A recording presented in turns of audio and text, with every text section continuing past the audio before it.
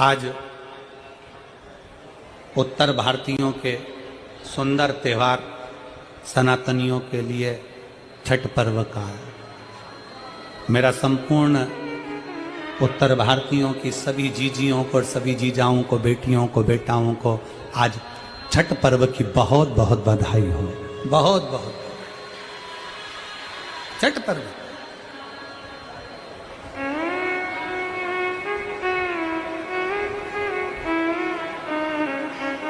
एक छोटी सी लाइन छठ पर्व की, उसके बाद में कथा का फिर वापस वही करेंगे। पनिया में सोना सूरज देव खड़े मुझसे करे, मिले पनिया में सोना सूरज देव खड़े मुझसे करे। उतारे छठ बरतिया दोनों रे हाथ सुपवा उठाए। उतारे छठ बरतिया दोनों रे हाथ सुपवा उठाए। मिले पनिया में सोना सूरज देव खड़े मुस्काए।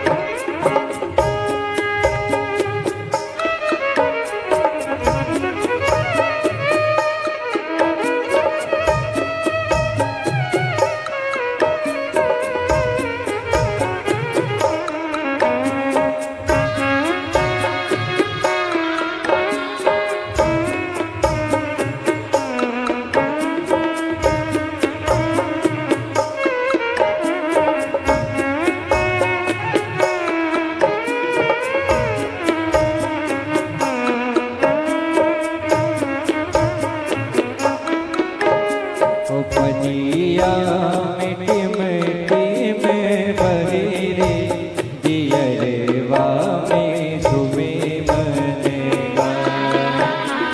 पनिया में टिम भरी दियरवा में सुबे बनेगा।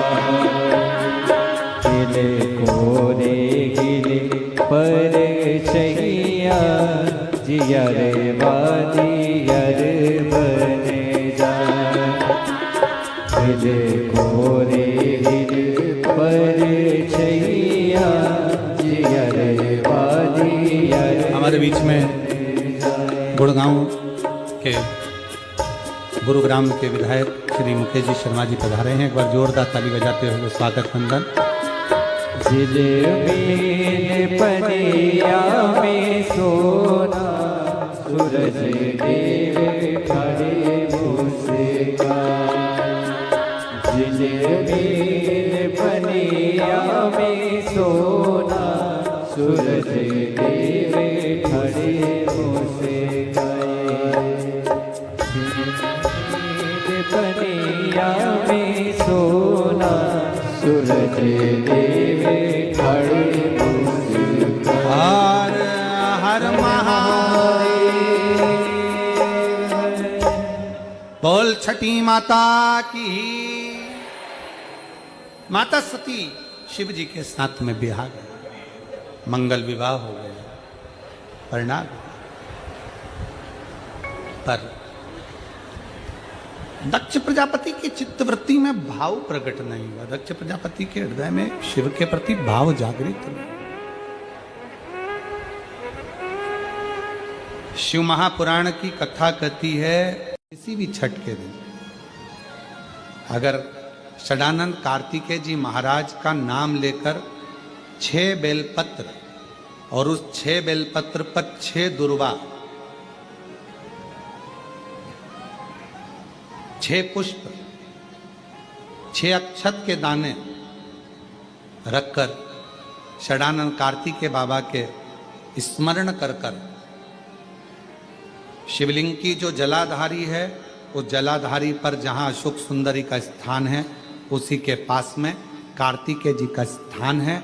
किसी भी छठ पर यदि आप बाबा को वो बेलपत्र, वो दुर्वा, वो पुष्प, वो अक्षत का दाना 6 समर्पित करते हैं, किसी भी छठ के दिन, षष्ठी के दिन स्कंद भगवान का नाम लेकर, स्कंदेश्वर बाबा का नाम लेकर, कार्तिकेय बाबा का नाम लेकर यदि समर्पित करते हैं तो जिंदगी में कितना भी कर्जा हो, वो कर्जा 3 महीने के अंदर समाप्त होता ही है। कितना भी कर्जा। कि 2 कारणों से मानव का शरीर मिला है, एक भगवान का भजन करने के लिए और दूसरे नंबर पर है अपने कर्म का भोग भोगने के लिए। ये 2 कारण हमारे जीवन में हैं और इन दोनों कारणों से हमें जो मानव की देह मिली है, इस मानव की देह को हमें परमात्मा की भक्ति के साथ में अपना कर्म करते हुए, अपने कर्म से हमको पीछे नहीं हटना है।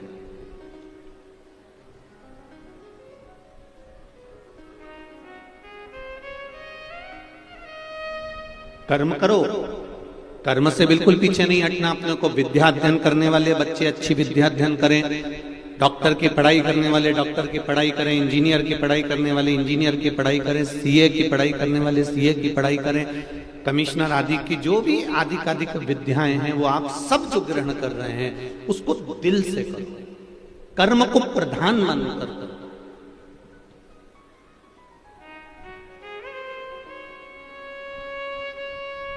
पर कर्म को प्रधान मानकर अगर आप आगे बढ़ रहे हो और कर रहे हो तो उसमें एक काम जरूर करना कि अपने कर्म के साथ में विश्वास को भी जागृत रखना।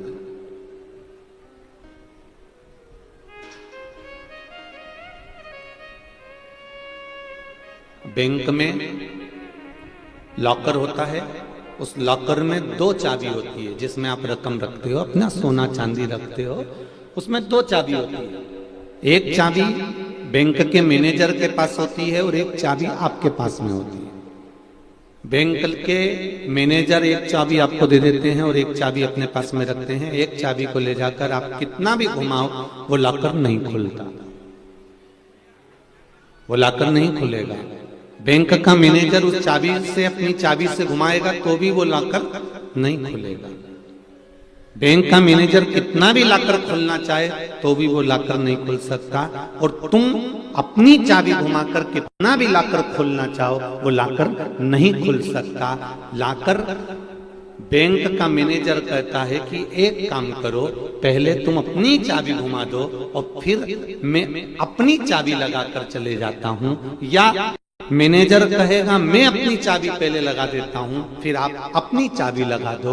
शिव पुराण कहती है कि कर्म की चाबी हमारे पास में, हम कर्म की चाबी को घुमाते रहें, घुमाते रहें, घुमाते रहें, लॉकर को खोलते रहें, कर्म करते रहें। कर्म की चाबी को घुमाना हमारा काम है और भाग्य की चाबी को घुमाना महादेव का काम है। वो आएगा और चाबी घुमाकर चले जाएगा।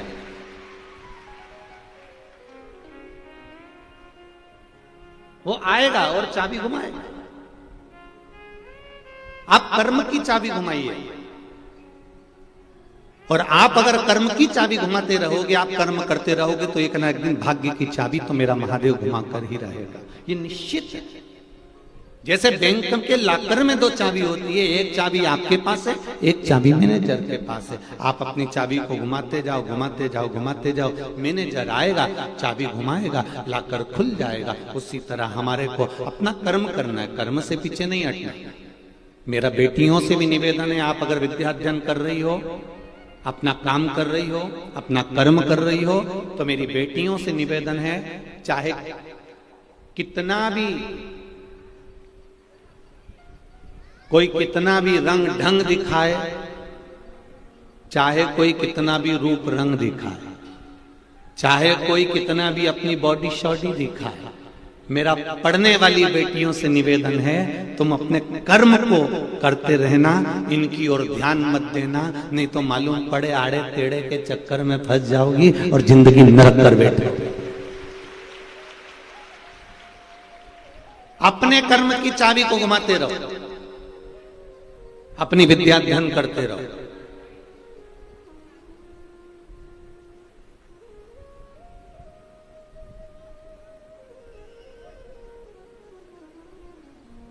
कोई तुमसे कहे कि मैं तुझको बहुत चाहूं, तो तुम भी कह देना मैं भी।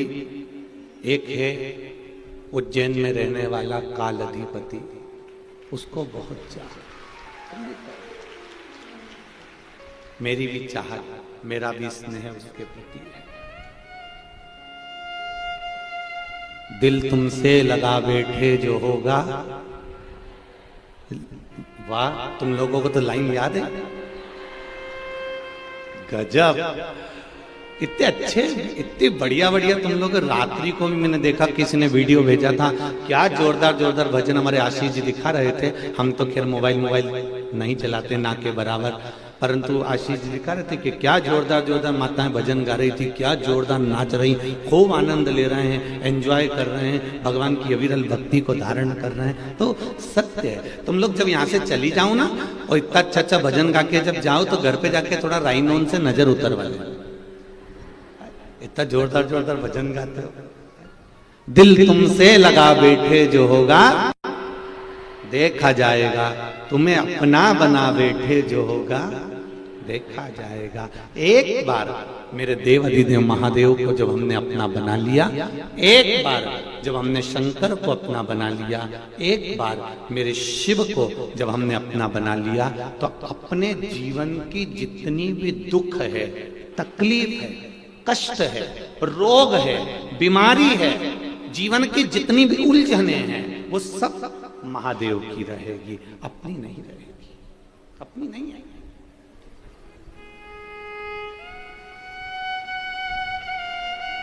अपनी उलझने समाप्त। देखो,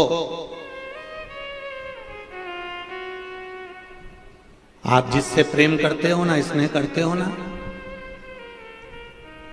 तो आपके मोबाइल का बैलेंस भी वही डलवाता है।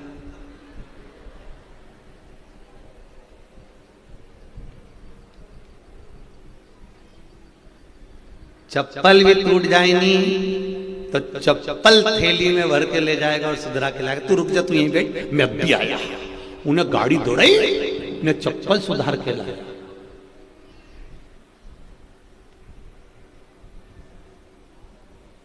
घड़ी खराब हो गई तो फिर वो घड़ी वाली की दुकान पे ले गया। मोबाइल कहीं घूम गया तो उसने 50,000 का मोबाइल दिला दिया। जिससे प्रेम करा, स्नेह करा, उसने तुम्हारा खर्चा उठाना प्रारंभ किया। जरा विचार करना, केवल एक संसार के मनुष्य से प्रेम किया तो उसने केवल तुम्हारा खर्चा 2 साल 3 साल जब तक शादी नहीं हुई तब तक उठाया। पर एक बार अगर मेरे महादेव से प्रेम कर लिया तो उसने जिंदगी भर का बोझ उठा लिया, जीवन भर का।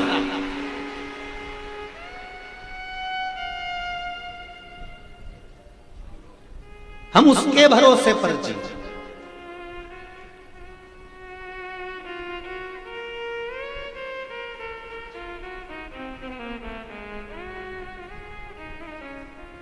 इस कलिकाल में, संसार सागर में, आज के समय में जिसका पुत्र अच्छा है, समझ लेना कि उसने जिंदगी में जो पुण्य करा था वो अच्छा करा था। पुत्र अगर अच्छा निकल जाए तो समझ लेना कि तुम्हारा किया गया पुण्य अच्छा था। एक बात आपसे कहना चाहेंगे, बहुत ध्यान से सुनना। एक लड़के को मोहल्ले के लोग खूब डंडे से और हाथ से मार रहे थे। आप पहुंचे और आपने पहुंचकर देखा कि एक लड़के को सब लोग मिलके मार रहे हैं, तो आप क्या करोगे? अरे बेचारा लड़का है रे, इसको क्यों मार रहा है? बोलो सही है कि गलत है? ये बेचारा लड़का, एक अकेला लड़का, और पूरे मोहल्ले के लोग मार रहे हैं। कोई डंडे से, कोई जूते से, कोई चप्पल से, कोई बताओ मारे जा रहे हैं। तो तुम क्या करोगे? तुम्हें दया आएगी कि नहीं आएगी? बोलो, जम के बोलो जरा, आएगी ना दया कि एक लड़के को इतने सारे लोग मिलके मार रहे हैं? कितनी दया है।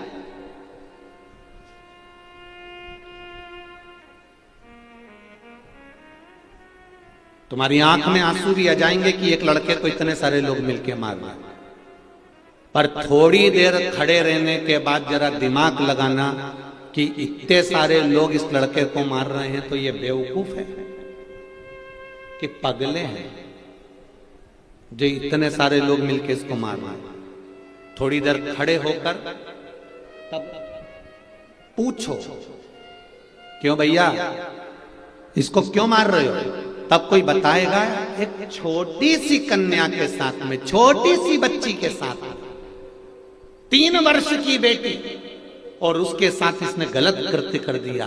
अब तुम क्या करोगी? तुम भी पांव में से चप्पल निकाल के और 2-4 दोगी कि नहीं दोगी? अरे बोलो तो जम के कि एक छोटी सी कन्या के साथ में, छोटी सी बच्ची के साथ में गलत कर्म कर रहा,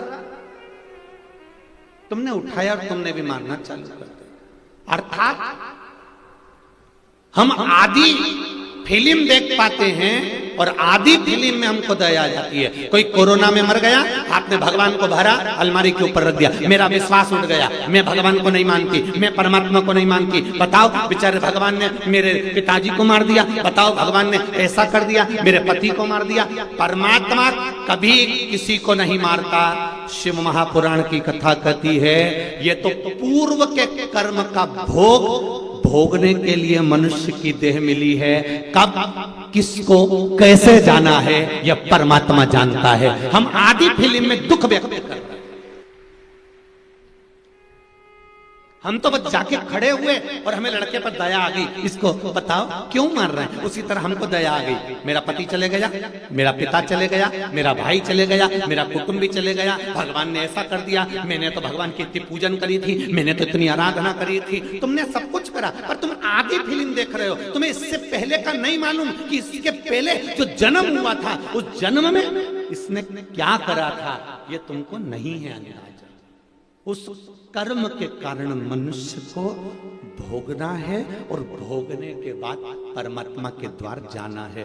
जन्म, मरण और परण, ये 3 मेरे महादेव के हाथ में हैं। कब किसको प्राण लेना है, कब किसको प्राण देना है और कब किसका विवाह करवाना है, ये महादेव जानते हैं। हमें इसका अंदाजा नहीं रहता। हम तो दुख मनाते हैं, पिताजी चले गए, हमें दुख मनाना पड़ता है कि पति चले गए, हमें दुख मनाना पड़ता है कि पत्नी चली गई, हमें दुख मनाना पड़ता है कि ये चले गया, हमें दुख मनाना पड़ रहा है कि ये चले गया। पर हमें अंदाजा नहीं है कि पूर्व का कर्म का भोग इसने भोगा है और कर्म का भोग भोगने के बाद ये गया है।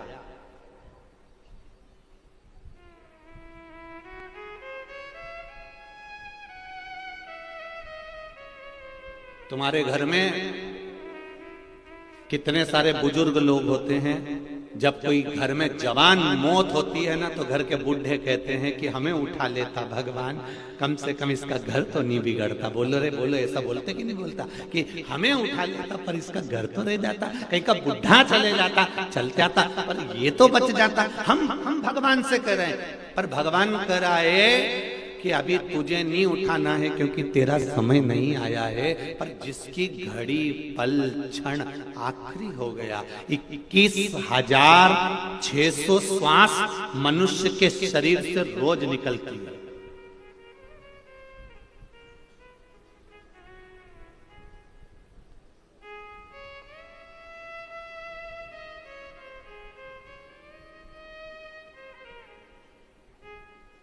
रोज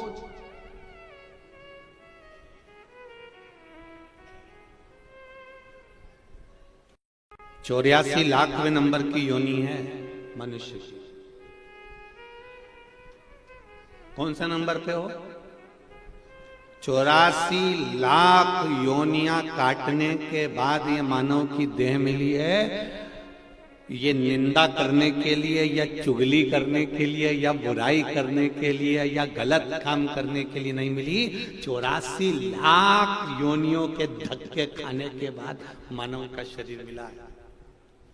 83 लाख 99,999 योनियां छोड़ने के बाद 84 लाखवें नंबर की योनि है मनुष्य की। इतनी योनियां निकली तब ये मानव का शरीर मिला। कितने कीमती हो तुम सब, जरा विचार तो करो।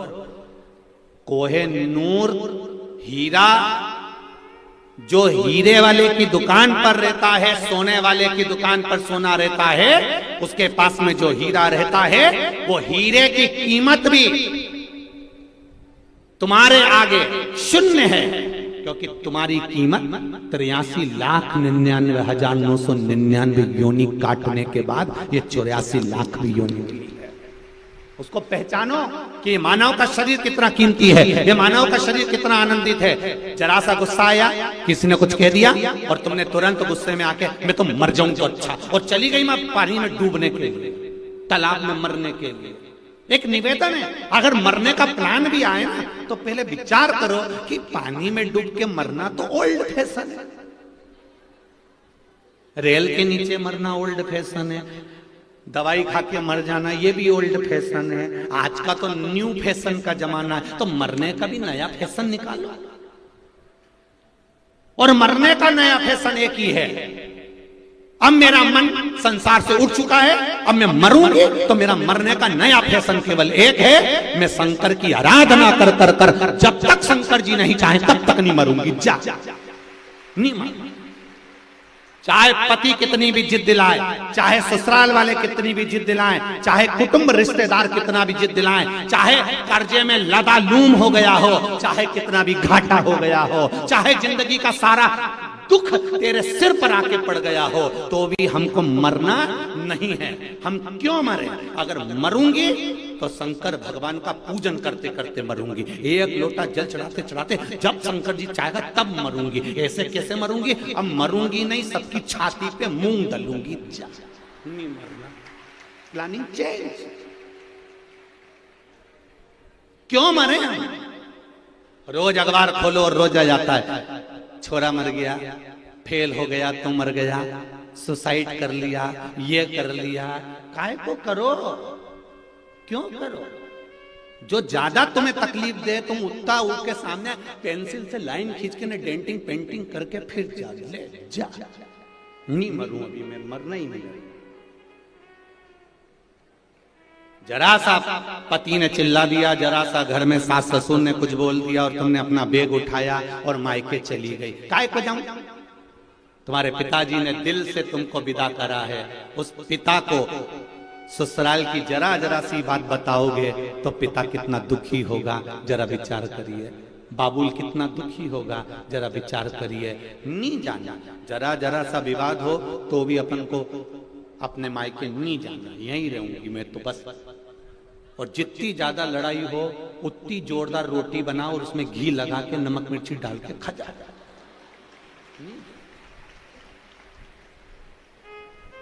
सास कहती रहे तुम इनंग से सुनो, और इनंग कान में हेडफोन में सियोर वाला महाराज की कथा लगा लो, अपने को नहीं जाना। और सासुओं से भी निवेदन है, बहू अगर कुछ कह रही है तो सासुओं से निवेदन है, दोपहर में 1 बजे से कथा आती है, थोड़ा मन हल्का कर लिया करो कथा सुन के।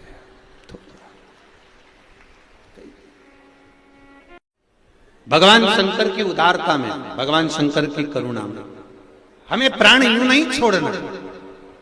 84 लाख योनि अंतिम योनि है मनुष्य की देह। 83,99,999 योनि काटने के बाद ये मानव का शरीर मिला है, इसको यूं ही नहीं गमा देना है हमको, ऐसे ही नहीं छोड़ देना, बहुत मुश्किल से मिलता।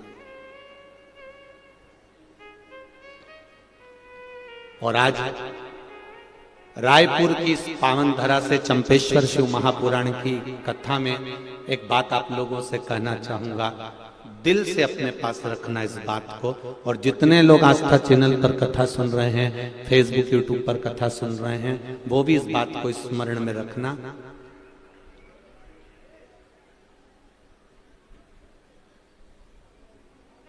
जिसको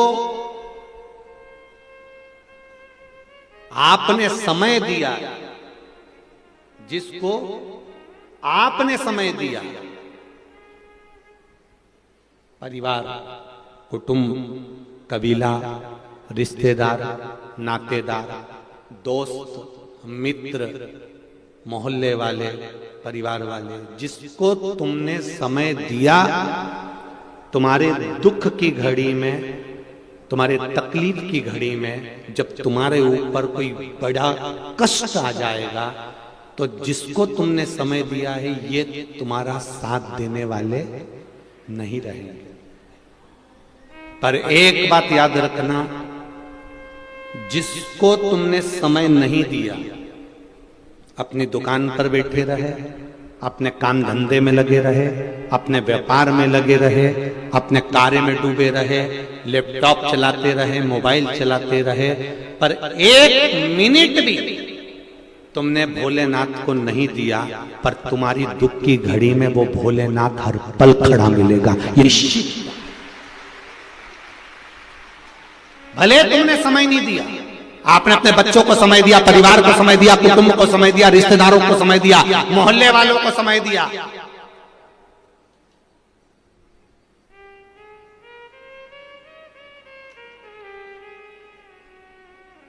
सबको समय दिया, पर भगवान के मंदिर जाने का समय नहीं है आपके पास में। एक लोटा जल शिव जी को चढ़ाने का समय नहीं है आपके पास में। आपको कहां जाना है आप पहले से निश्चित कर लेते हो, आपको क्या खाना है पहले से निश्चित कर लेते हो। मैं रायपुर जाऊंगी, वहां जाऊंगी, बाजार में जाके चौपाटी पे चाट खाऊंगी, मेरे मन में ये आया, मेरे मन में वो आया। तुम्हें क्या करना है ये तुमने पहले सोच कर रखा है। तुम अपना समय परिवार को, कुटुंब को, नातों को, रिश्तों को कमाने में, व्यापार में, व्यवसाय में, सब में लगा सकते हो, पर आपके पास में समय नहीं है तो देवाधिदेव महादेव को एक लोटा जल चढ़ाने का नहीं है। माताएं अपने अपने पतियों से कहती हैं मंदिर चले जाया करो, मेरे पास में समय नहीं है, अभी व्यापार का समय, शादी का सीजन चालू हो जाएगा, दिवाली का सीजन चालू हो जाएगा, होली का सीजन चालू हो जाएगा, सीजन तो चलता रहेगा, पर ये श्वास कब रुक जाएगी? 21,600 श्वास में से कौन सी श्वास आखिरी हो जाएगी ये किसको मालूम, ये किसको पता है कि कौन सी श्वास आखिरी है हमारी, कौन सा पल, कौन सी घड़ी आखिरी है हमारी।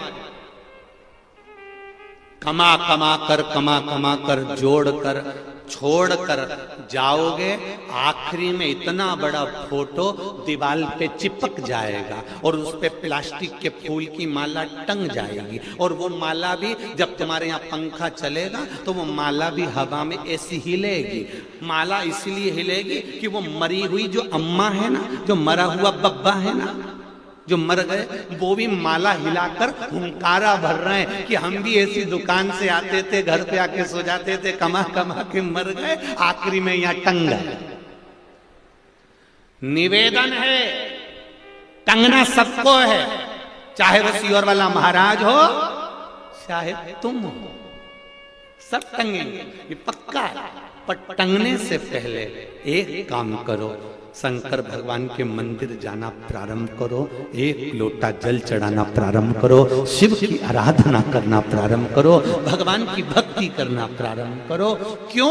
क्योंकि ये सब तो पूरे रिश्ते, नाते, कुटुंब, कबीले तो शमशान में जब आग लगेगी, आग लगाने के बाद में आप और इनका संबंध खत्म हो जाएगा, तब आखिरी का संबंध तो वो भोलेनाथ ही निभाएगा। सब आग लगा के चले जाएंगे शमशान में, तुम भी अकेले और महादेव भी अकेले। शमशान में किसका निवास है? शंकर भगवान को उनके ससुर दक्ष प्रजापति ने श्राप दिया था, शिव मैं तुम्हें श्राप देता हूं कि तुम शमशान में निवास करोगे। शमशान में मेरे भोलेनाथ का निवास है, शंकर भगवान का निवास है। आखिरी में अंतिम समय पर अगर कोई साथ देने वाला है, सब आग लगाकर चले जाएंगे, लकड़ी कंडा सब डालकर चले जाएंगे, फिर तीसरे के दिन आएंगे, 3 दिन बाद। अभी 3 दिन में तेरा क्या होगा रे कालिया, जरा विचार कर, ये 3 दिन में होगा क्या?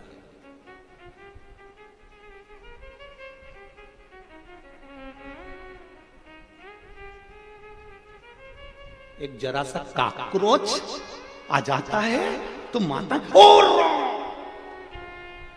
जरा सा काकरोच आया तो चिल्लाया, और परिवार वाले आग लगा के तेरे को अकेला छोड़ के चले जाएंगे, तब क्या होगा? आखिरी में शंकर जी ही मिलेंगे और शिव जी कहेंगे कि और कमला कैसी है? कमला कहेगी प्रभु क्षमा कर दो, मैं मेरे घर के पास में मंदिर था, एक लोटा पानी लेके नहीं गई। शंकर जी भी कहेंगे चिंता मत कर, 3 दिन तक ठंडी नहीं होने दूंगा। और तीसरे के दिन परिवार वाले आए, उन्होंने देखा अभी तो गर्म पड़ी है, तब परिवार वाले भी पानी डाल डाल के हड्डियों को ठंडा कर रहे हैं, रात ठंडी कर रहे हैं, तब ठंडा। जब तन से उठेगी ज्वाला, कोई पास न आने वाला। जब तन से उठेगी ज्वाला, कोई पास न आने वाला। भक्तों की सुन के पुकार रे, तू नंदी लेकर आ जाना। मेरे दीन बंधु भगवान रे, नंदी पर चढ़कर आ जाना।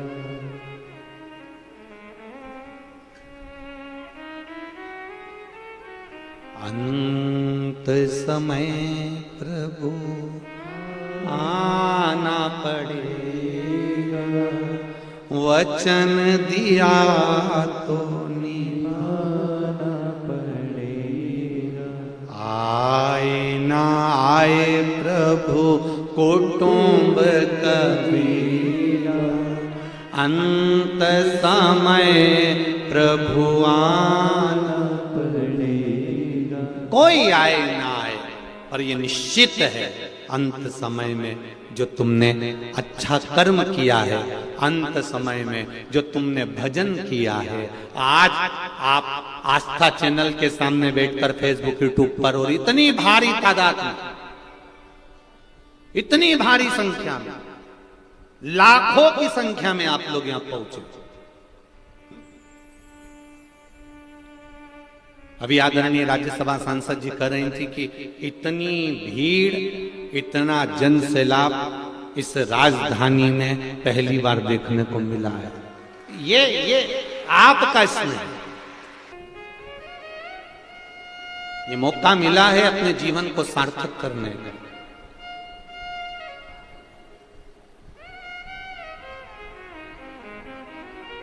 अपने जीवन को धन्य बनाने का मौका। महाराज हृदय से पुकारो। ये मानव का जो शरीर है, ये मनुष्य की जो देह है, मानव का शरीर जो मिला है, वो बड़ा मुश्किल से मिला है, बड़ा मुश्किल। और जितना भजन करोगे, जितना उसमें मन लगाओगे, उतना वो सवार लेगा। एक पत्र आया, देखिए।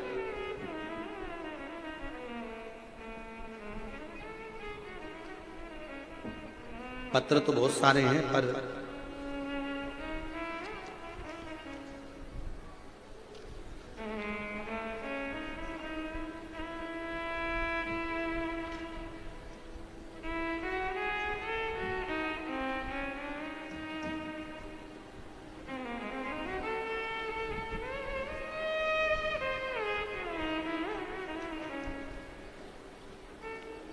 मैं आरती साहू, ग्राम रावणगुड़ा, धमतरी, छत्तीसगढ़ से आई हूं।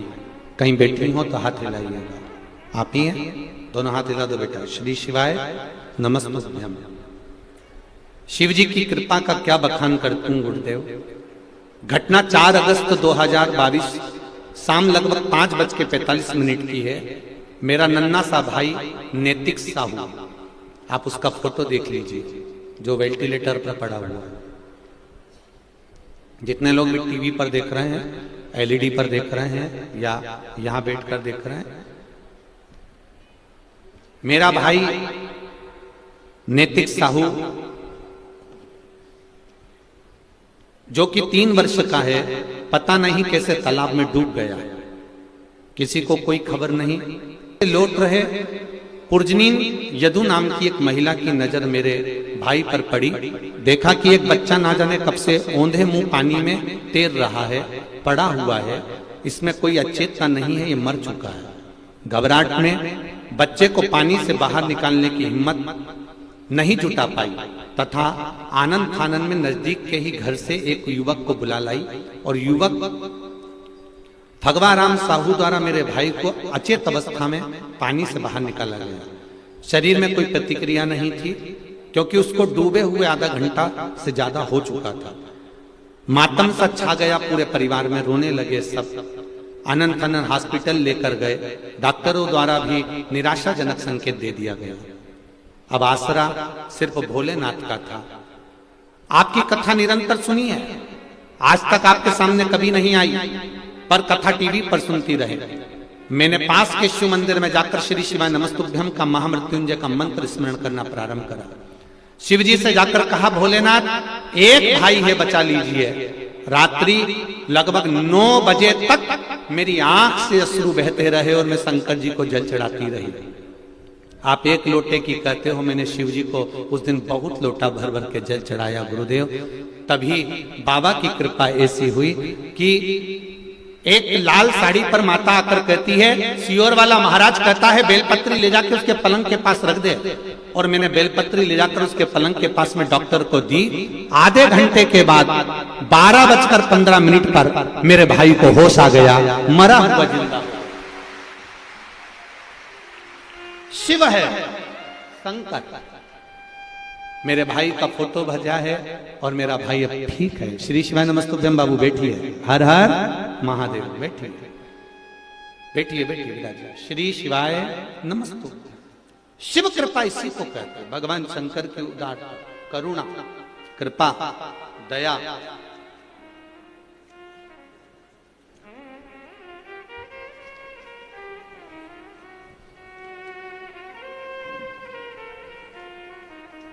इतने पत्र हैं आपके, इतने पत्र हैं कि इन सबको अगर पढ़ते रहेंगे तो कथा ही नहीं हो पाए। इतने आप लोगों के भाव जो शिव जी ने आपको दिया है। आपके पास सियोर वाला महाराज नहीं खड़ा था उस समय पर। उस समय पर अगर खड़ा था तो आपने जो आस्था चैनल पर कथा सुनी थी, आपने जो मोबाइल पर कथा सुनी थी, आपने जो फेसबुक पर कथा सुनी थी, जो आपने शंकर भगवान को समय दिया था कथा सुनने का, शंकर भगवान भी कैलाश छोड़कर तेरे भाई के पास खड़ा था। उस क्षण का इंतजार। तुम पुकारो वो आए।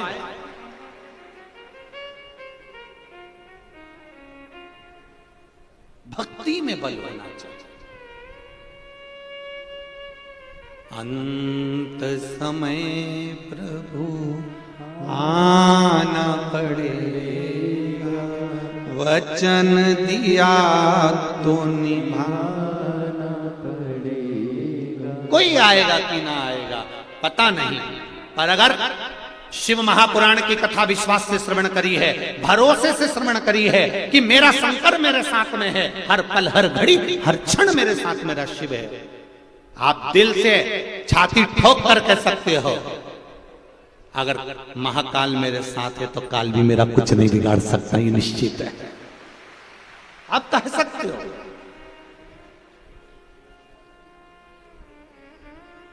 चित्त वृत्ति में शिव होना चाहिए महाराज। और जब आपकी चित्त वृत्ति में भगवान शंकर समाहित हो, हाँ उसमें छल ना हो, उसमें कपट ना हो। तारकासुर के 3 बेटे थे, तारकाक्ष, विदुमाली और कमलाक्ष की। इन तीनों को ब्रह्मा जी ने वर प्रदान करा कि तुम मांगो तुम्हें क्या चाहिए। ब्रह्मा जी से वर मांगा कि हमको मृत्यु ना आए, हमारी मौत ना आए, हम कभी मरे ना। ये कई बार असुरों ने, रावण ने भी यही मांगा था कि मैं मरूं नहीं, कंस ने भी मांगा था कि मैं मरूं नहीं, हिरण्यकशिपु ने भी यही मांगा था कि मैं मरूं नहीं, हिरण्याक्ष ने भी मांगा था मैं मरूं नहीं। जितने भी असुर हुए, राक्षस हुए, इन्होंने एक ही बात मांगी कि हम मरे ना।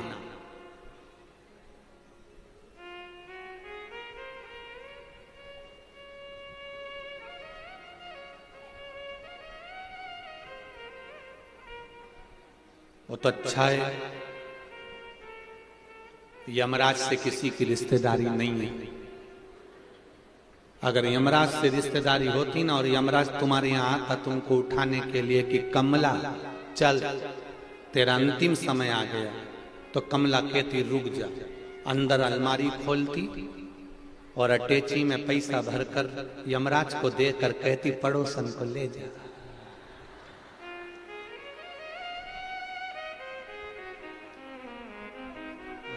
मौत से किसकी रिश्तेदारी है? आज हमारी कल तुम्हारी बारी है। मृत्यु तो मृत्यु है, यमराज से पहचान नहीं है। और यमराज भी करेगा क्या अगर पहचान कर भी लोगे तो? यमराज का काम है, ब्रह्मा जी की लेखनी में लिख दिया कि तेरी मृत्यु होना है, तेरे को ये दुख आना है, तो यमराज को आकर उठाना पड़ेगा, दुख देना ही पड़ेगा। यमराज से रिश्तेदारी बनाकर कर भी क्या लोगे? रिश्तेदारी बनाना है तो महाकाल राजा से बनाओ, उसका नाम है महाकाल। काल भी उसके सामने आने से डरता है, डर।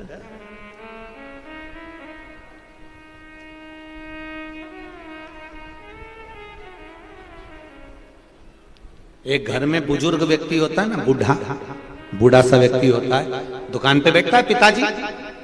पिताजी अगर दुकान पर बैठते हैं, बूढ़े से व्यक्ति दुकान पर बैठते हैं, बुजुर्ग व्यक्ति दुकान पर बैठते हैं। साइड की एलईडियां चालू करिए, राइट हैंड के साइड की एलईडियां।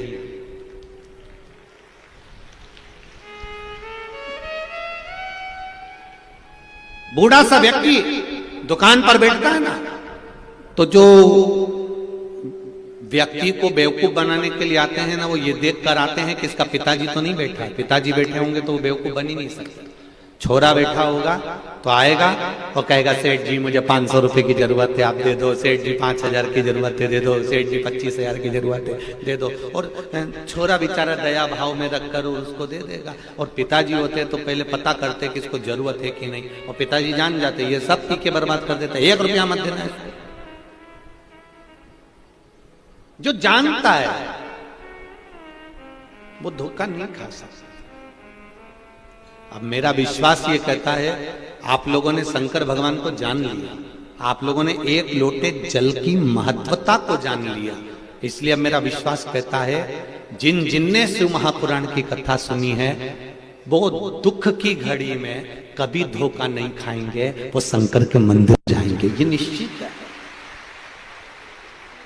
बहुत सारे मिलेंगे आपको जीवन में। जब राजा परीक्षित के प्राण छूटने का समय आया, 7 दिन में राजा परीक्षित को जाना था। राजा परीक्षित ने सोचा मैं किसके पास जाऊं, 7 दिन में मेरे प्राण छूटना है। राजा परीक्षित सबके पास गया। कोई कहता है आओ हमारे पास बैठो, हम ये करवाएंगे। कोई कहता है हम ये करवाएंगे। कोई कहता है हम ये करवाएंगे। कोई कहता है हम ये करवाएंगे। आखिरी में सुखदेव जी महाराज मिले और सुखदेव जी महाराज के पास में राजा परीक्षित गया और राजा परीक्षित ने जाकर कहा प्रभु जी मेरे प्राण छूटेंगे, 7 दिन मिले हैं, तू क्यों चिंता करता है? 7 दिन बहुत होते हैं, बहुत होते हैं, कुछ मत कर, मैं तुझे भागवत कथा सुनाऊंगा, तू मेरे चरणों में बैठकर सुन ले। 7 दिन सुन ली, प्राण भी छूटेंगे ना तो मालूम नहीं पड़ेगा, क्यों चिंता करता?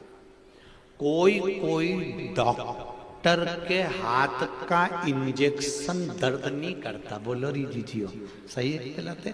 कोई सिस्टर डॉक्टर ऐसी होती है जिसके हाथ का इंजेक्शन दर्द नहीं करता।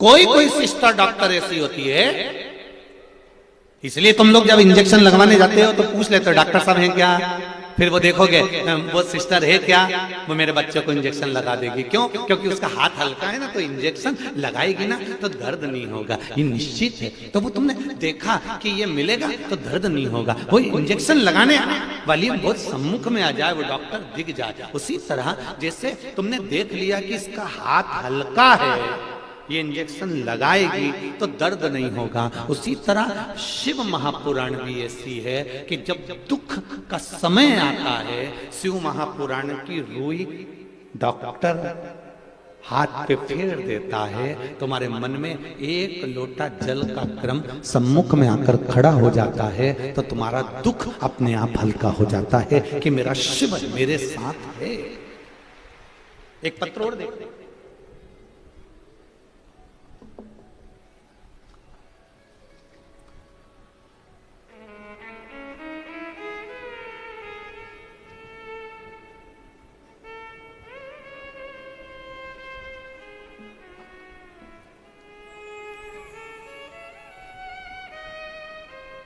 आज भी झुमका आया है,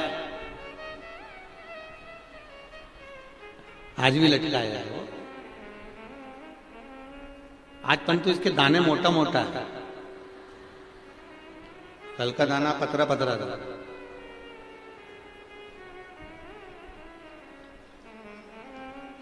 मेरा नाम जय प्रकाश साहू, में छत्तीसगढ़ फिल्मों में हीरो और गायक हूं। जय प्रकाश जी साहू कहीं बैठे हो तो हाथ जरूर हिलाइएगा, जहां कहीं भी बैठे हो। मैं छत्तीसगढ़ी फिल्मों में हीरो का काम करता हूं और गायक का काम करता हूं। डगनिया निवासी हूं, राजकुमार कॉलेज में काम करता हूं। गुरुजी, मेरी जीभ में एक छाला था जो 4 से 5 साल पुराना था। मैंने बहुत इलाज करवाया, डॉक्टर भी उस छाले को गलत बता रहे थे, लाखों रुपए खर्च कर दिए पर वो ठीक नहीं हुआ। आपके बताए अनुसार मेरी पत्नी के कहने पर पहली बार शिव जी के मंदिर गया, और ऐसा मंदिर आपने कहा था जो आपके नजदीक से भी अगर दूर हो तो ऐसे मंदिर में जाना जहां कोई नहीं जाता, उस मंदिर में मैं चला गया, पत्नी को साथ ले गया। कभी मैंने जिंदगी में कोई पूजा आरती नहीं करी थी और ना उस मंदिर में कोई जाता था, मैं पहली बार गया और मैंने भगवान शिव को, आप कहते हो कुंदकेश्वर महादेव का नाम लेकर शंकर भगवान को जल चढ़ाकर पीना, मैंने शिव जी को कुंदकेश्वर महादेव का नाम लेकर जल चढ़ाया। सुबह शाम दोनों समय उस मंदिर में जाने लगा। मेरा इच्छा मंदिर जाने की बढ़ गई और मैं उस मंदिर में नित्य जाने लगा। बाबा की कृपा देखिए गुरुदेव, महाकाल की कृपा ऐसी थी, उस मंदिर में पहले कोई नहीं आता था, अब लोग आना चालू हो गए। आज बाबा की कृपा से 4 से 5 साल पुराना जो छाला मुख में था, डॉक्टर इसको गलत बता रहे थे, जांच पे जांचें चल रही थी, इलाज पर इलाज चल रहा था और मैं ठीक नहीं हो पाया था 5 साल से। बाबा की कृपा से शिव जी को 1 लोटा जल चढ़ाकर बेलपत्री उठाकर जब खाना चालू करा, आज मेरे मुख से छाला चले गया और मैं ठीक हो गया। ये पत्र है, मैं ठीक हो चुका हूं। 5 साल जिस छाले का इलाज चला, 5 साल जिस छाले के लिए प्रयास करता रहा, वो ठीक नहीं हो पाया। शिव कृपा।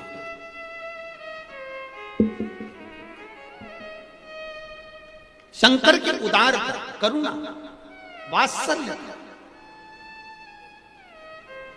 अब कहो दिल से उसको, एक बार जब जीवन में अगर कष्ट आए ना तो शिव के मंदिर जाकर दिल से पुकारना, दिल से, मेरे बाबा, ओ मेरे बाबा, मेरे बाबा, मेरे शंभो, हे मेरे बाबा, हे मेरे कुबेरेश्वर महादेव, हे मेरे कुबेर भंडारी। बाबा, बहुत दुख है, चारों तरफ से कष्ट में घिरी हुई हूं बाबा। सारी दुनिया के लोग मुझे अपशब्द कह रहे हैं बाबा, सिर पर तकलीफ है का बोझ बहुत है बाबा।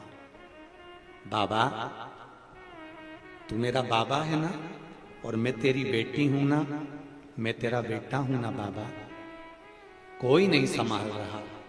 मेरे बाबा एक बार हाथ पकड़ लो, संभाल लो ना बाबा। बस इतना कहकर जब दिल से जल चढ़ाओगे ना, निश्चित है संभाल लेगा, संभाल लेगा। संभाल लेगा।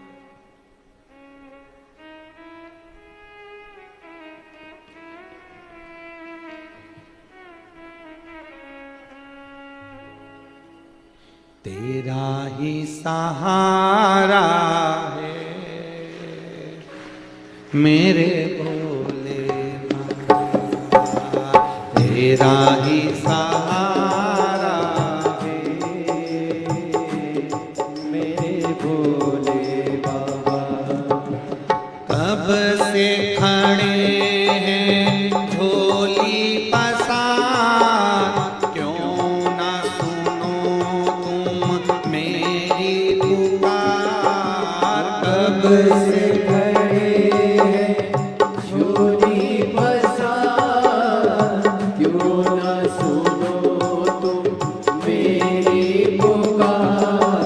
ओ कब से खड़े हैं झोली पसार, क्यों ना सुनो तुम मेरी पुकार। कब से खड़े हैं झोली पसार, क्यों ना सुनो तुम मेरी पुकार।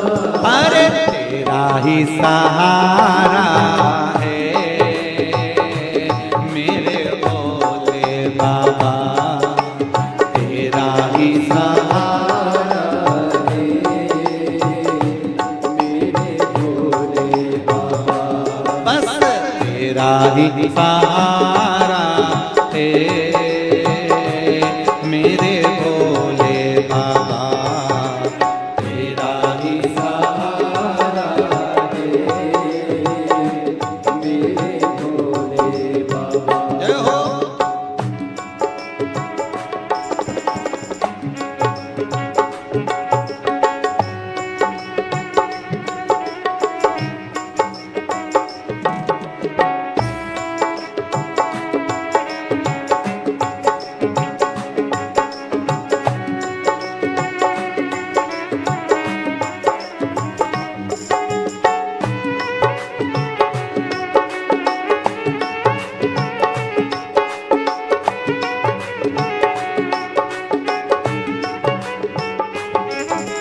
देख लो लगी है आज मंदिर में ये भीड़ भारी।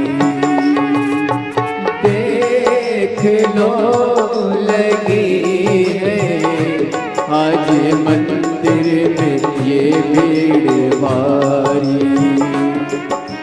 दर्शनों के खातिर आए हैं लाखों नर और नारी। दर्शनों के खातिर आए हैं लाखों हर नर नारी। आ जाए भोले बाबा, आ जाए भोले बाबा, दिलों ने पुकारा है मेरे भोले बाबा। बस दिलों ने पुकारा है मेरे भोले बाबा। कब से खड़े हैं झोली पसार, क्यों न सुनो तुम मेरी पुकार। कब से खड़े हैं झोली पसार, क्यों न सुनो तुम मेरी पुकार। मुझे तेरा ही सहारा है मेरे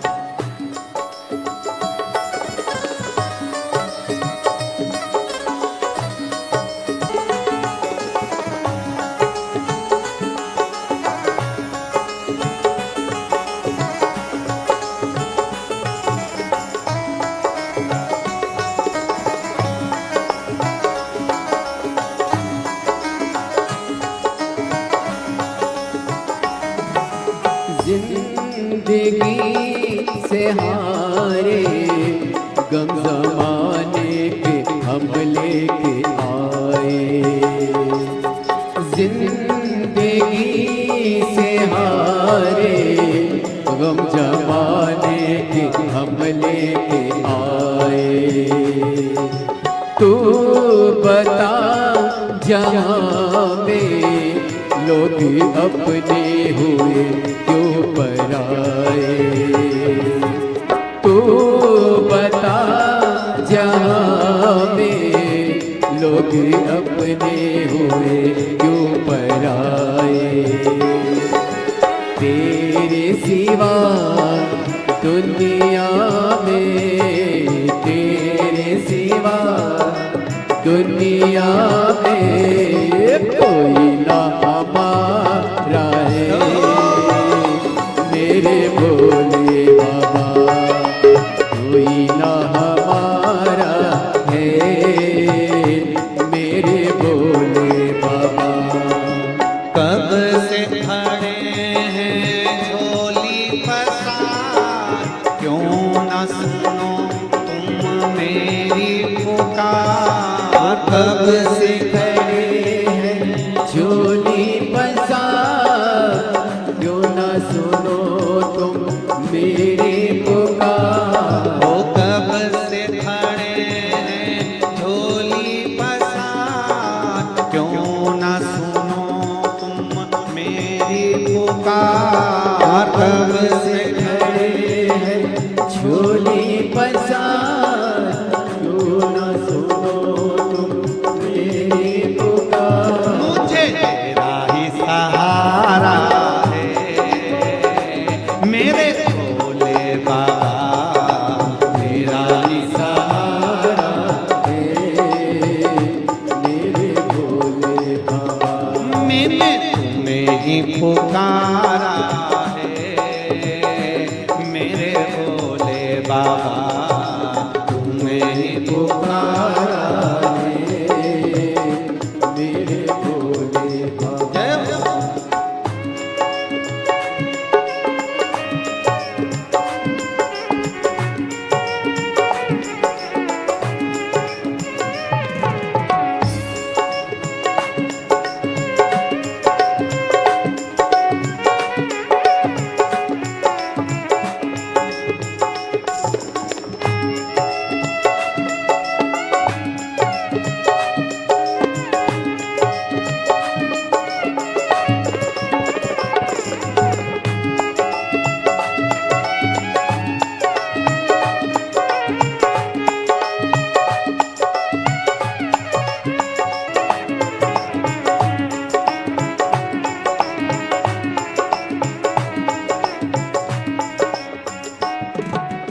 रास्ता न सूझे, कहाँ जाए मैं मुसीबत के मारे।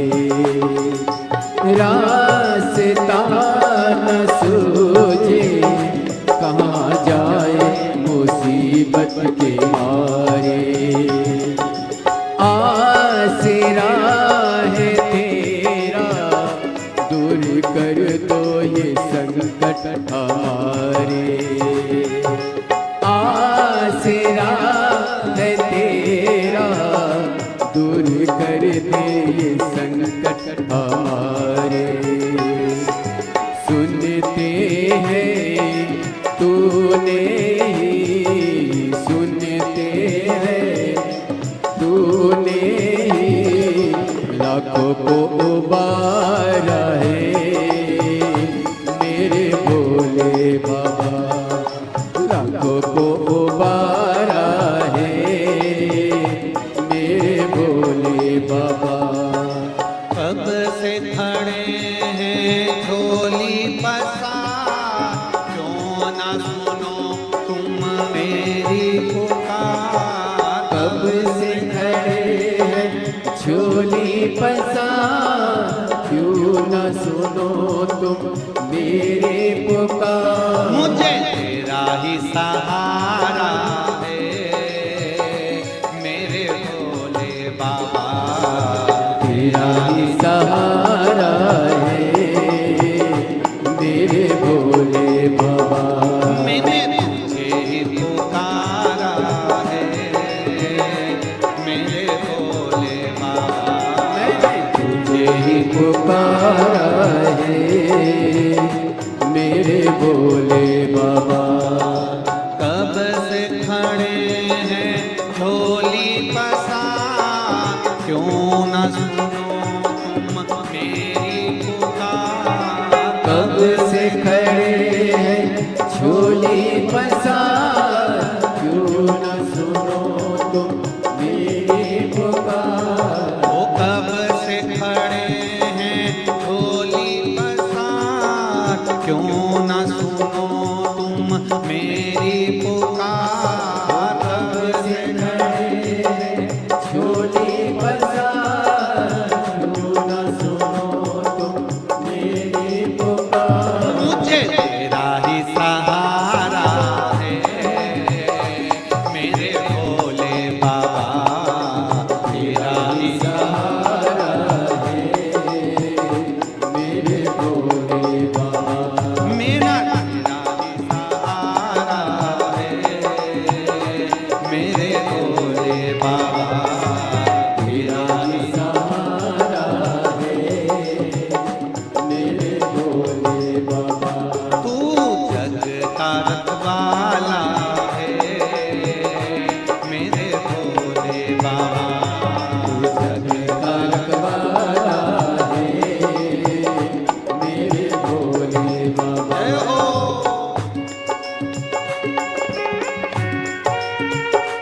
देख लो लगी है आज मंदिर में ये भीड़ भारी। देख लो लगी है आज मंदिर में ये भीड़ भारी। दर्शनों की खातिर आए हैं लाखों नर और नारी। दर्शनों के खातिर बड़े आनंद आए हैं लाखों नर और नारी। आ जाए भोले बाबा, आ जाए भोले बाबा। इन्होंने पुकारा है मेरे भोले बाबा। इन्होंने पुकारा है मेरे भोले बाबा। कब से खड़े हैं झोली पसार, क्यों न सुनो तुम मेरी पुकार। कब से खड़े हैं झोली पसार, क्यों न सुनो तुम मेरी पुकार। वो कब से खड़े हैं झोली पसार, क्यों न सुनो तुम मेरी पुकार। कब से खड़े हैं झोली पसार, क्यों न सुनो तुम मेरी पुकार। अरे तेरा ही सहारा है मेरे भोले बाबा। तेरा ही सहारा है मेरे भोले बाबा। मैंने तुम्हें ही पुकारा है मेरे भोले बाबा। मैंने तुम्हें सहारा है मेरे भोले बाबा। बस तेरा ही सहारा है मेरे भोले बाबा। बस तेरा ही सहारा है मेरे भोले बाबा। मुझे तेरा ही सहारा है मेरे भोले बाबा। मुझे तेरा ही सहारा है मेरे भोले बाबा।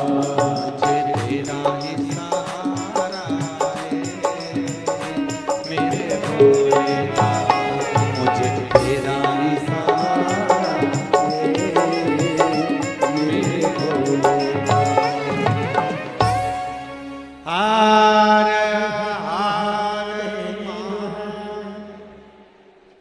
शिव जी से दिल की बात कहते हुए सब अपने स्थान पर बैठकर भगवान शिव जी से अपने हृदय की बात दिल से करें। शिव महापुराण के मूल मंत्र का स्मरण करते हुए भाव के साथ में भगवान से कहें, बाबा आपकी अविरल भक्ति दीजिए। श्री शिवाय नमस्तुभ्यं, श्री शिवाय नमस्तुभ्यं, श्री शिवाय नमस्तुभ्यं, श्री शिवाय नमस्तुभ्यं, श्री शिवाय नमस्तुभ्यं। भोला सब दुख काटो मारा, ओ भोला सब दुख काटो मारा। शिव शंकर जपो तेरी माला, भोले बाबा जपो तेरी माला। भोला सब दुख काटो मारा, ओ भोला सब दुख काटो मारा। वेश है मंगल मंगलकारी, वेश है मंगल मंगलकारी। शमशान वासी हमारा, शमशान वासी हमारा।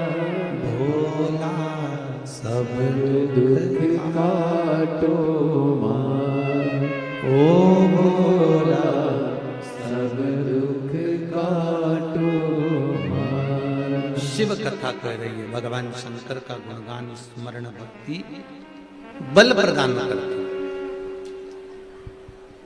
तारकासुर के 3 पुत्र तारकाक्ष, विदुम्माली, कमलाक्ष की तीनों ने वर मांगा कि हमारे प्राण ना जाएं। ब्रह्मा जी ने कह दिया कि मृत्यु तो आएगी, मौत निश्चित है, वो आना है, उसको कोई बदल नहीं सकता। जितने लोग ये विचार करते हैं कि ये मर गए हमारा तो विश्वास चले गया, ये समाप्त तो हो गए हमारा तो भगवान पे से विश्वास चले गया, उनसे निवेदन है, ये कर्म की गति है जो हमको भोगना।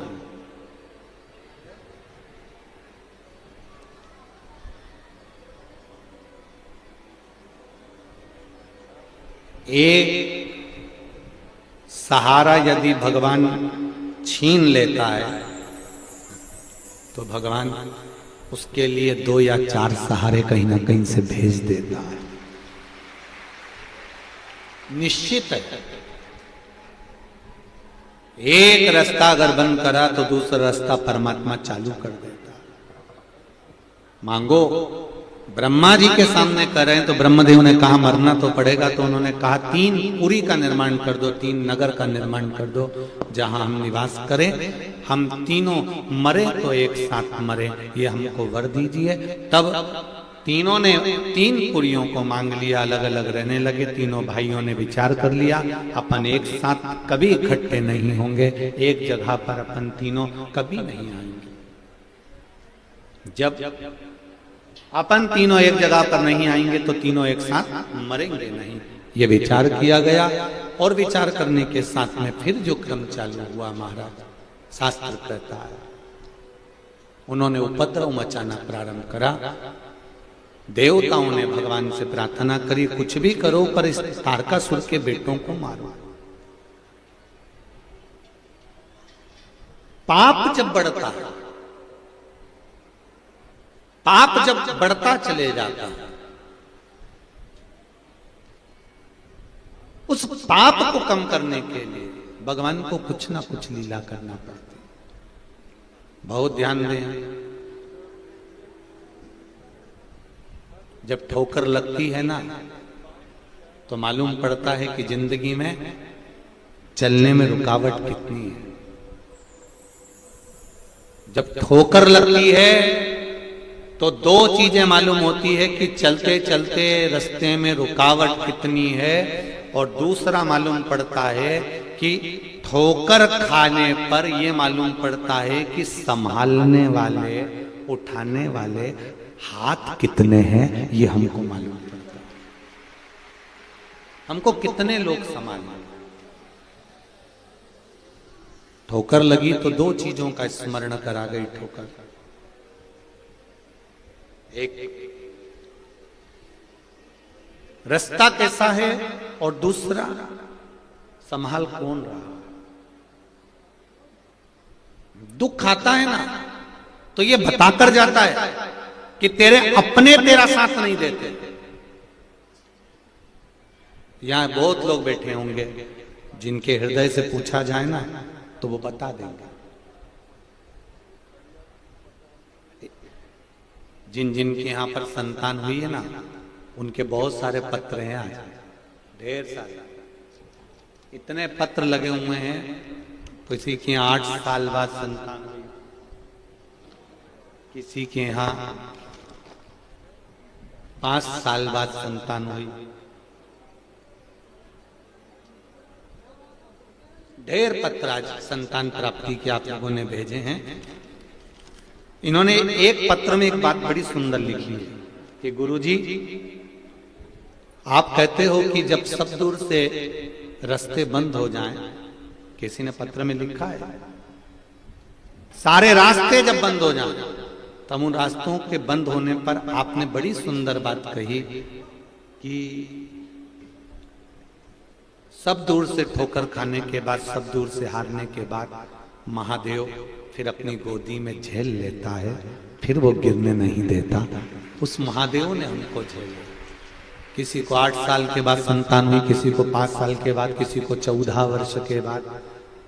ये पत्र जो आपने भेजे हैं, इसमें आपका विश्वास जागृत था, इसलिए भोलेनाथ जी ने देख लिया कि रोज जल चढ़ाने आती है, रोज बेलपत्री चढ़ाने आती है। अगर इसकी झोली खाली रहेगी तो लोग बाद में मुझ पर उंगली उठाएंगे कि रोज मंदिर जाती थी वो सियोर वाला महाराज के कहने पर, और तो भी भोलेनाथ जी ने इसकी गोदी नहीं भरी, तो भी ये गोदी खाली की खाली रह गई। हमारा कुछ ना बिगड़ेगा, तुम्हारी शान जाएगी, पकड़ लो हाथ त्रिपुरारी, नहीं तो डूब जाए। रास्ता वो ही बता सकता।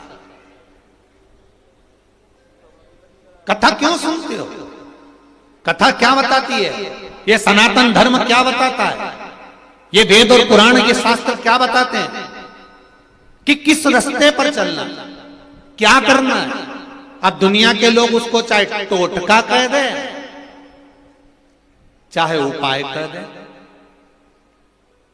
देवऋषि नारद जब उलझन में पड़े तब भी तो भगवान ने उपाय बताया था कि चंद्रभागा नदी के तट पर चले जाना, और चंद्रभागा नदी के तट पर जाकर तुम शिव जी की आराधना करना, शंकर भगवान का शिवलिंग का निर्माण करना, उसकी पूजन करना। तो क्या वेद व्यास जी ने टोटका बताया? ये एक उपाय है, ये एक राह है।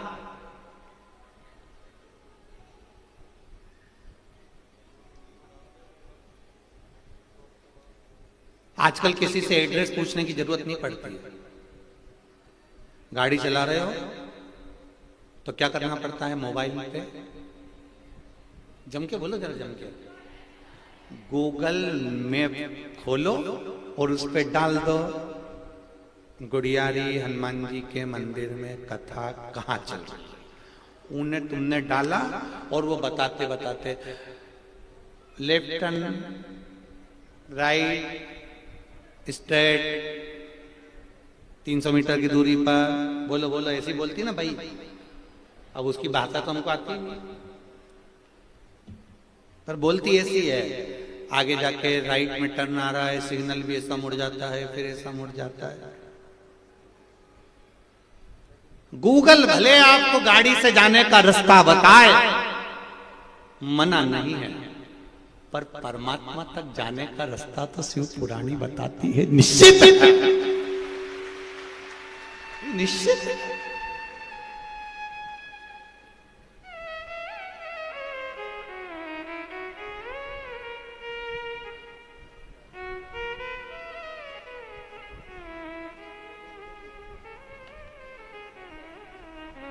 अच्छा, एक आध बार गड़बड़ रास्ता भी बता देती है गूगल, ऐसा थोड़ी ना कि नहीं बताती। एक बार हम सालासर जी से अभी सालासर जी से कथा करके आ रहे थे, वो शर्मा जी मैप चला रहे थे हमारे।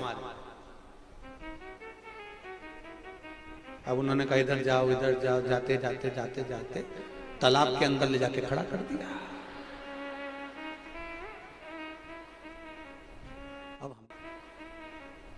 अब हमने पूछा क्यों शर्मा जी, रास्ता कहां गया? कि गुरुजी रास्ता तो ये बता रहा, तुम भी देख लो, हमने भी देखा गूगल मैप पे तो वही रास्ता, तो यहाँ तो पानी भरा हुआ है। तो हमने कहा गाड़ी पीछे लो और पीछे वाले से पूछेंगे रास्ता तो नहीं भटक गया। तो फिर गाड़ी वाले से पूछा, एक कोई व्यक्ति मोटरसाइकिल लेके आ रहा था, भैया हमने गूगल मैप पे नहीं रास्ता सही है, पहले रास्ता यही था, अब तालाब खोद के पानी भर दिया गया। तो हमने कहा शर्मा जी यहाँ कहीं डूबने आया, कोई दूसरा रास्ता निकाल कि गुरुजी रास्ता तो ये बताया। फिर बेचारा वो व्यक्ति हमको धीरे धीरे पास के रास्ते से लेकर फिर पार करा, फिर पहुंचे मान। तो ये गूगल मैप, गूगल आपकी गाड़ी का रास्ता बता सकती है जाने का, पर सारी समस्या से निकलने का रास्ता तो केवल शिव महापुराण ही बता पाती है। निश्चित है सारी समस्या का हल एक लोटा जल, बहुत है, बहुत। ये रास्ता छांट दिया उसने। पहले लोग कहते थे यज्ञ करो, अनुष्ठान करो, ये करो, वो करो, आंख बंद करके बैठे रहो। अब बेचारा आंख बंद करके बैठा भी रहे तो थोड़ी देर बाद उसकी आंख यूं खुली जाए, कहीं मेरा बैग उठा के कोई ले तो नहीं गया।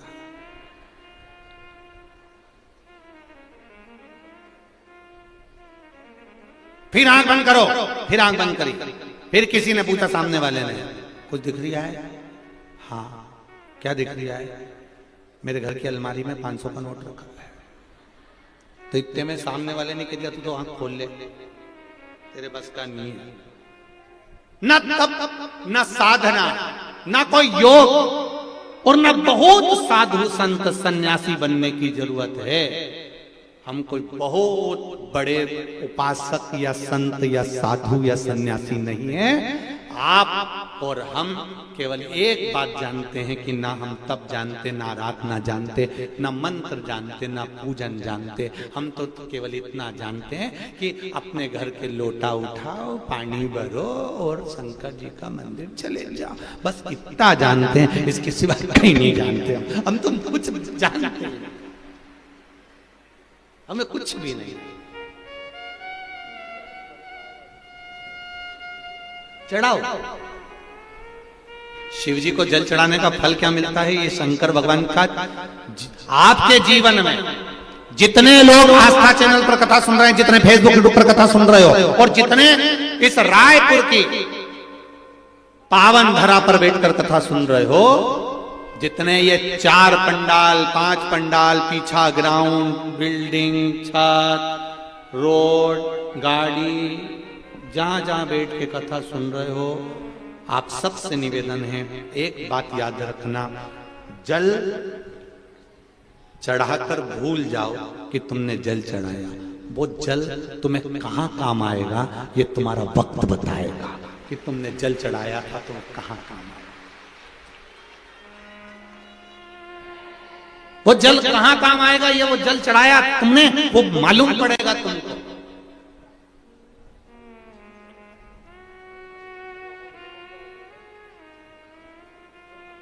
बोल बम का नारा है, बाबा एक सहारा है। तुम तो इतने धीमे से बोले, तुम लोगों को याद नहीं था का? याद था तो फिर इतना धीमा से काहे बोले हो? बोल बम का नारा है, बोल बम का नारा है, बाबा एक सहारा है, उसके सिवाय कुछ नहीं। तुम्हारा चढ़ाया गया जल, तुम्हारा चढ़ाया गया बेलपत्र, तुम्हारा चढ़ाया गया भजन, तुमने जो कीर्तन किया है वो कहां काम आएगा ये समय बताएगा। जब तुम्हारे जीवन में जब जब वो पल सम्मुख आएगा तब शिव जी खुद आकर खड़ा हो जाएगा। और एक बात बहुत अच्छे से याद रखना, जितने यहां बैठे हो ना, अपनी बुद्धि में उतार लेना, भगवान कभी भी अपने असली स्वरूप में तुम्हारे सामने नहीं आता। भगवान कभी नंदी पर बैठकर नहीं आएंगे, भगवान राम जी कभी धनुष लेकर तुम्हारे सामने नहीं आएंगे, भगवान कृष्ण कभी बंसी बजाते हुए तुम्हारे सामने नहीं आएंगे, देवी मैया कभी तुम्हारे सामने प्रकट नहीं होगी, कोई 33 कोटि देवी देवता तुम्हारे सामने कभी अपने असली स्वरूप में नहीं आते। भगवान हमेशा तुम्हारे किसी ना किसी परिचित का रूप रखकर आकर काम निकाल कर चले जाते हैं। किसी परिचित का रूप रखकर आएंगे और काम निकाल कर चले जाएंगे। ये बसंत कुमार जी अग्रवाल जी कथा करा रहे हैं, ये बसंत कुमार जी कथा नहीं करवाते, ये कथा इनके करवाना बड़ा कठिन था। पर आप सब छत्तीसगढ़ वासियों का जो प्रेम है शंकर जी के प्रति, इतने दिन से जो लोटा भर के जल चढ़ा रही थी ना, और रोज शंकर जी की कथा टीवी पे सुन रही थी, इसमें से किसी ना किसी ने जरूर शंकर जी से कहा होगा कब तक टीवी पे सुने, एक बार महाराज को बुलाना।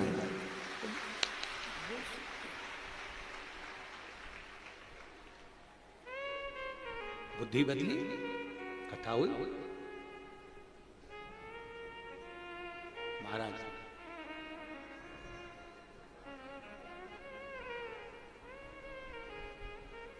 अब भजन में लगे। तारकाक्ष, विदुमाली, कमलाक्ष की तीनों ने वर मांगा। हम मरे नहीं, पर भगवान से प्रार्थना करी, भगवान ने आकर उन तीनों का संहार करा।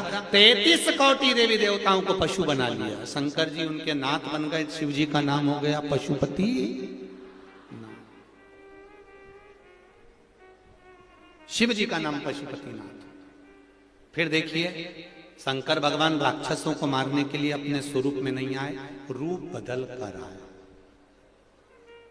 कई लोग कहते हैं, हम भगवान से प्रार्थना करते हैं कि शंकर जी दर्शन दो, शंकर जी दर्शन दो, शंकर जी दर्शन दो। शंकर जी तो आते ही नहीं है। समझो,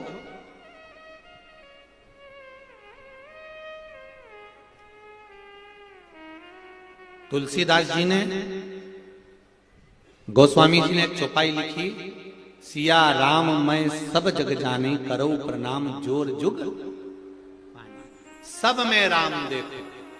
तुलसीदास जी ने चौपाई लिखी।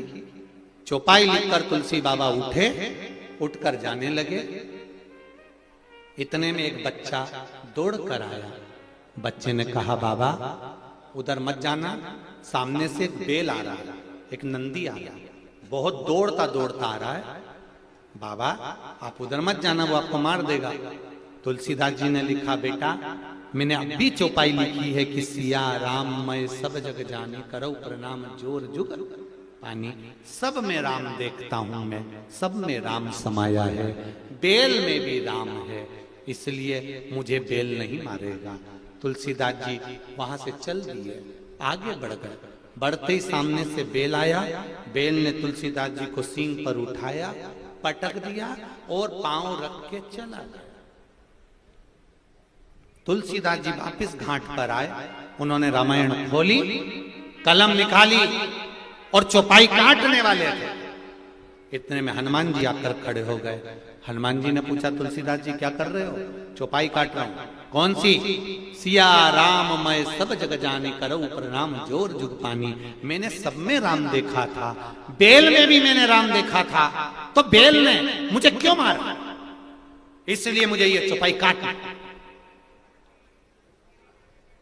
हनुमान जी ने कहा, तुमने बेल में राम देखा, वो छोटा सा बच्चा तुम्हारे पास आकर बोला था कि उधर मत जा, उसमें राम नहीं दिखा।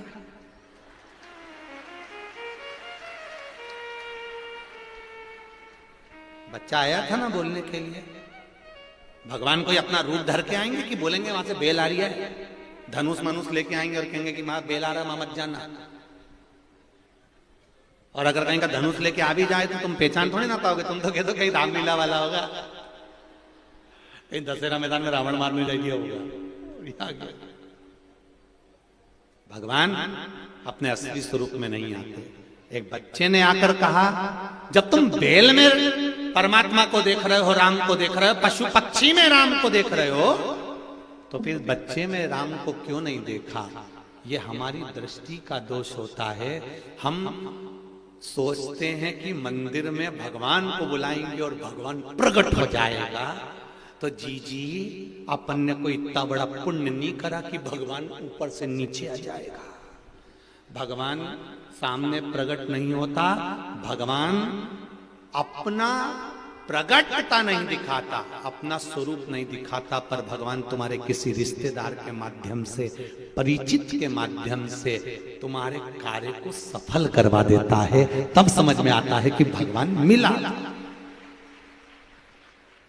हम तो ये मानते हैं कि ये शिव पुराण शंकर जी भासते हैं, शंकर जी सुनते हैं और शंकर जी ही करवाते हैं। इस कथा को कोई नहीं करवा सकता, इस कथा को कोई नहीं संभाल सकता। शिव महापुराण की कथा कोई संभालना? कितनी पुलिस प्रशासन लगी हुई है, कितने वायलेंटर लगे हुए हैं, 5000 कार्यकर्ता तो अंदर पंडाली पंडाल संभालने में लगे हुए हैं। आरएसएस के, बजरंग दल के, विश्व हिंदू परिषद के, एनसीसी के, स्काउट के, और कौन कौन से होते हैं, बच्चों के जितने जितने सारे बच्चे ड्रेस पहन पहन के सब लगे हुए हैं सीटी ले लेके कि आपकी व्यवस्था। ये व्यवस्था संभालने वाला भी शिव है और संभाल भी रहा है और कर भी रहा है और करा भी रहा है। शिव पूरे रास्ते भरे हुए हैं, ये शिव कृपा है। तीनों को मारना है। भगवान अपना असली स्वरूप धारण कर नहीं आए। अगर देवताओं को पशु बनाया शंकर भगवान ने, शंकर जी खुद भी पशु बने। मेरे भोलेनाथ भी पशु बने, ऐसा नहीं कि पशु नहीं बने।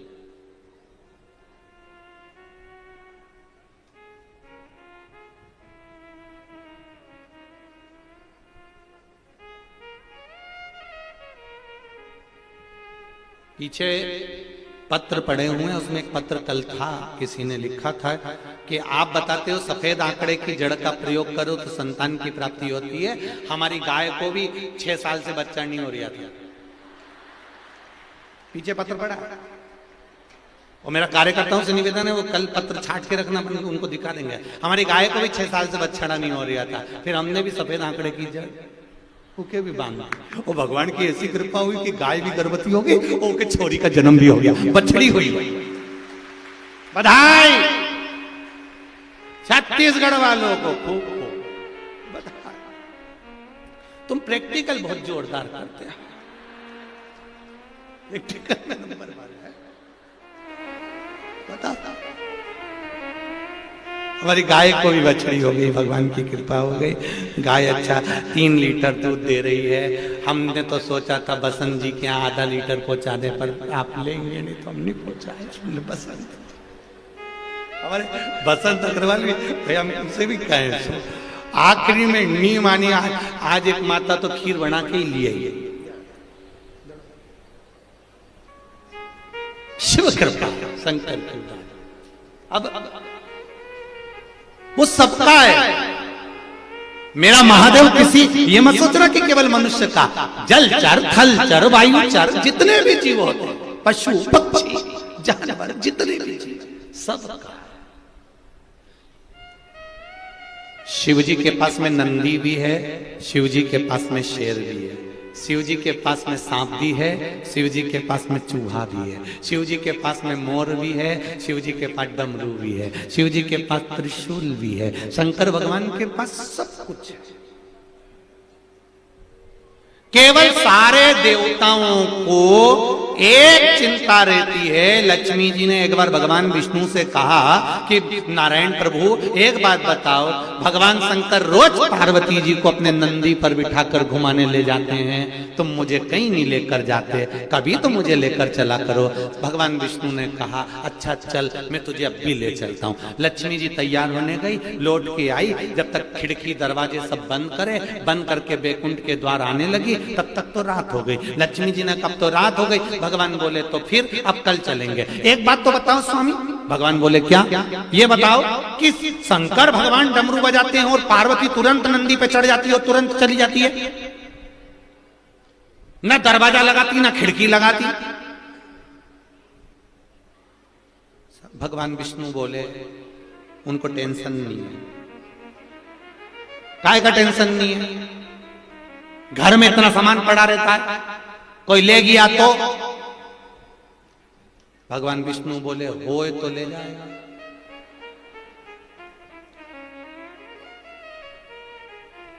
तो जाते समय कम से कम ध्यान तो रखना चाहिए दरवाजा। भगवान बोले दरवाजा लगाने की जरूरत ही नहीं है। जब शिव जी पार्वती को नंदी पर बिठा कर ले जाते हैं, उनके गले में सांप नहीं रहता, तू रोज देखना। लक्ष्मी जी ने पूछा, हाँ मैंने भी देखा उनके गले में सांप नहीं रहता घूमते समय। कई कई चतुर लोग होते हैं, पत्नी को घुमाने ले जाते हैं तो ड्राइवर को नहीं ले जाते हैं। शिव जी पार्वती जी को लेकर जाते, सांप को नहीं ले जाते।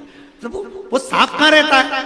कहीं नहीं। तेरे प्रश्न का उत्तर है, वो एक भी दरवाजा बंद करके नहीं जाते, सांप को दरवाजे पे छोड़ जाते। तेरे दादा में दम हो तो अंदर घुस के बता दे। आ जा बेटा, दरवाजा बैठा।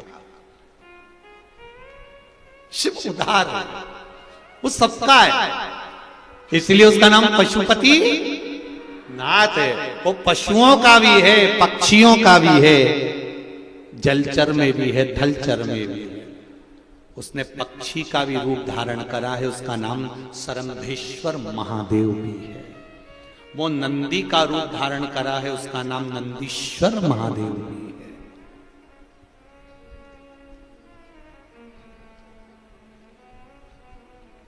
सब जगह पर, सबको साथ। प्रभु शिव जी ने पशुपति नाथ का रूप धारण करा, तारकासुर के 3 बेटों को मारने के लिए गए, तीनों को एकत्रित करा, त्रिशूल उठाकर तीनों को मार रहे थे। तारकाक्ष विदुम्माली को आगे की नोकों से मारना चाहा, पीछे से विदुम्माली ने आकर शीश काट। शिव जी का शीश कटा, नेपाल में जाकर गिरा। शिव जी का नाम वहां पशुपति नाथ हो गया, डोलेश्वर महादेव हो गया। फिर शिव जी का जो धड़ था वो केदार में पांव नीचे दबे, शिव जी का धड़ वहां रहा। जो लोग केदारनाथ गए होंगे उनको स्मरण में होगा, केदारनाथ जी का जो मंदिर में शिवलिंग है वो नंदी की पीठ, पीछे का भाग जो उभरा हुआ होता है नंदी का, वो भाग वहां पर, वो भाग वहां पर विराजमान, वहां बैठे हुए। शिव जी अपने असली स्वरूप में प्रकट हुए, त्रिशूल लेकर आगे के भाग से तारकाक्ष विदुम्माली को मारा और पीछे के भाग से कमलाक्षकी को मारा। तीनों के प्राण गए। भगवान शिव का जय घोष हुआ, पशुपतिनाथ भगवान की जय। पशुपति नाथ भगवान के व्रत की महत्वता कही गई है, पाशुपत्य व्रत की महत्वता कही गई है, पाशुपत्य अस्त्र की महत्वता कही गई है।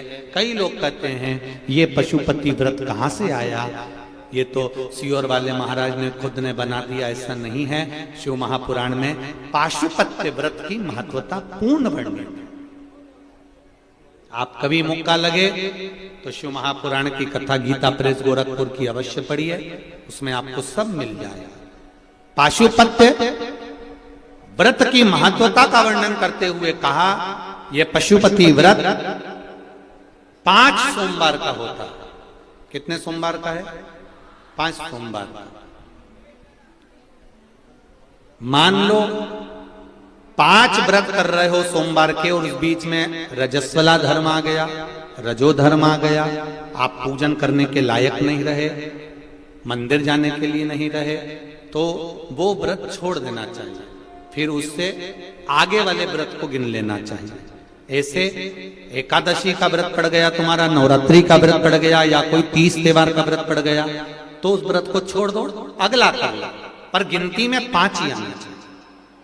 जिस मंदिर में पहले व्रत में पूजन करने जाते हो, पांचों व्रत में उसी मंदिर में पूजन होना चाहिए। ये नहीं कि 2 मायके में कर दिए, 2 ससुराल में कर दिए और 1 घर पे कर लिया, ऐसा नहीं।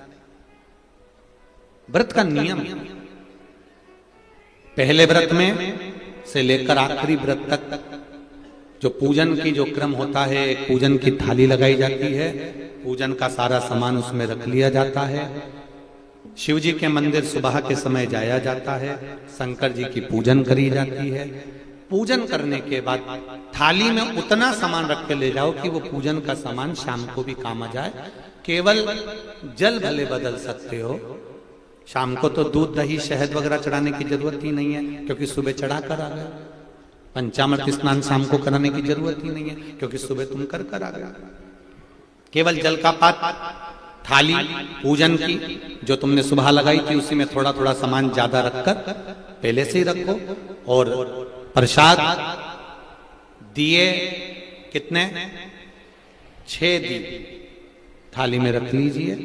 पूजा की थाली को लेकर जाइए, शिव जी के मंदिर में जाकर पूजन करिए। भगवान के मंदिर में 6 ही दिए, जो 6 दिए आपने रखे वो 6 ही दिए नीचे रख दो। प्रसाद के 3 हिस्से कर दो, घर से हिस्से कर कर मत लेकर जाना, मंदिर में ही सामने ही 3 हिस्से करना। 6 दिए में से 5 दिए जला दीजिए, प्रकट कर दीजिए, भगवान का पूजन अर्चना कर दीजिए। शिव जी को प्रार्थना कर दो, बाबा आज मेरा पहला पशुपति व्रत है, इसको स्वीकार करना मेरे भोलेनाथ, मेरे मन की कामना को पूर्ण करना, आपकी भक्ति देना भोलेनाथ। शिव जी से प्रार्थना कर कर पूजन कर कर जो दिया एक रखा हुआ है, जिसको नहीं जलाया है, 5 दिए जलाए हैं जमीन पर रखकर, एक दिया जो रखा है जिसको नहीं जलाया उसको वापस थाली में रख लीजिए। प्रसाद का एक हिस्सा उठाकर थाली में रख लीजिए, 2 हिस्से वहीं छोड़ दीजिए, बाबा को प्रार्थना कर कर चल दीजिए। घर पर जब जाएं, सीधा हाथ राइट हैंड घर में प्रवेश करते समय, अंदर प्रवेश करते समय, घुसते समय सीधा हाथ जहां आए वहीं पर बैठ जाइए। घर के बाहर अपने घर की ओर मुख कर कर सीधे हाथ की ओर बैठकर दिया लगा दीजिए। दीप जलाते समय भोलेनाथ जी से प्रार्थना करो, बाबा आपके भरोसे पर मैंने ये व्रत किया है, मेरा कार्य सफल करना। दिया लगाकर अंदर प्रवेश कर जाइए। जो प्रसाद लेकर आई हो, भोजन करने से पहले प्रसाद का हिस्सा पहले पाइए। प्रसाद जो मीठे का तुम बना कर ले गई हो, मीठा बना कर ले गई हो, उसका जो हिस्सा लेकर आई हो पहले वो खाओ, उसके बाद भोजन करो। आपके प्रसाद के हिस्से में से किसी को भी प्रसाद नहीं देना। और एक बात और अच्छे से सुन लो, कढ़ाई में अगर प्रसाद बना रही हो, हलवा बना रही हो, सीरा बना रही हो, खीर बना रही हो, मालपुआ बना रही हो, जो भी बना रही हो, उतना ही बनाना जितना शिव जी के मंदिर में लेकर जाना। ये नहीं कि मैं बच्चों के लिए अलग से बना के रख देती हूँ, इतना मंदिर ले जाऊंगी, इतना बच्चों के लिए रख दूंगी, नहीं। उतना ही बनाओ जितना मंदिर लेकर जाना है। पूरा की पूरा कूड़कर मंदिर लेकर जाओ, वहां 3 हिस्से करो, 2 छोड़ कर आओ, 1 लेकर। 4 व्रत पूरे ऐसे हो जाएंगे। 5वां व्रत जब रहेगा, 5वें व्रत में एक श्रीफल 11 रुपए, बाबा के 108 या तो चावल के दाने या बेलपत्र या फूल की पंखड़ी, जो भी आप शंकर भगवान को 108 सामग्री जो चढ़ाना हो, समी पत्ता, बेल पत्ता, चावल जो चढ़ाना वो ले जाओ। 5-6 दिए नीचे रखो, 5 दिए जला दो और बाबा का प्रसाद का 3 हिस्सा कर दो, 2 हिस्सा छोड़ दो, 1 दिया वापिस जो नहीं जलाया है उसको अपने थाली में रख लो। श्रीफल 11 रुपए बाबा से विनती कर कर, बाबा मेरा कार्य सफल करना, चरणों में रख दो। 108 चावल के दाने जो लेकर गई हो, श्री शिवाय नमस्तुभ्यं बोलकर या ओम नमः शिवाय या नमः शिवाय बोलकर चढ़ा दीजिए। बाबा को चढ़ाकर विनती कर कर वापिस आ जाइए। दिया अपने दरवाजे पर लगा दीजिए, घर में प्रवेश कर दीजिए। भोजन करने से पहले जो मीठे का प्रसाद है वो खा लीजिए। इस व्रत में एक समय आप फलार भी कर सकते हो, भोजन भी कर सकते हो। एक समय का आपको बस भोजन एक टाइम का है। भोजन कब करना है? जब आप प्रसाद खा लेंगे तब भोजन करना। फलाहार कर लो। जरूरी नहीं है कि दिन भर आपको मीठा ही खाना, आप अपना फलाहार कर सकते हो, फलाहार कर सकते हो। प्रेम से व्रत करो, ये पशुपति व्रत है। 5 व्रत जब पूर्ण होते हैं, और आप में से कई माताओं ने करे होंगे, किस किसने करे जरा हाथ उठाइए। वाह वाह, बहुत बहुत लोगों ने करे। रखिए रखिए, श्री शिवाय नमस्ते, रखिए। अच्छी बात है, करना चाहिए। ये पशुपति व्रत है, जीवन का आनंद देने वाला भगवान की अभिदल भक्ति। मैंने तेरे ही भरोसे, ओ बाबा तेरे ही भरोसे, हवा बिच उड़ती जवानी, बाबा डोर हथो छठी में कटी जवानी। हृदय से करिए, हर पल हर घड़ी हर क्षण शिव का स्मरण करिए। आएगा मेरा शिव, ये निश्चित है। सफलता मिलेगी, ये निश्चित है। बस अपने कर्म को करते रहना।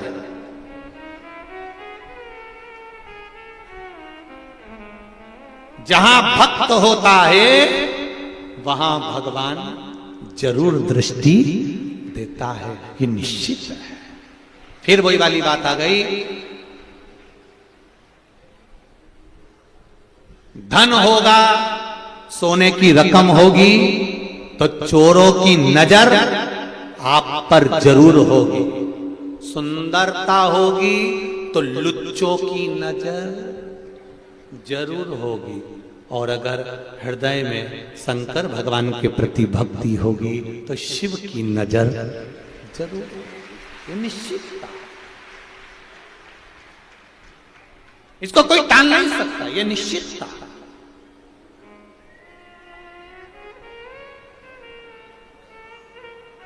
लोग कहते हैं जहां गुड़ होता है वहां मक्खी जरूर बैठती है। बोलो बोलो, सही है कि गलत है?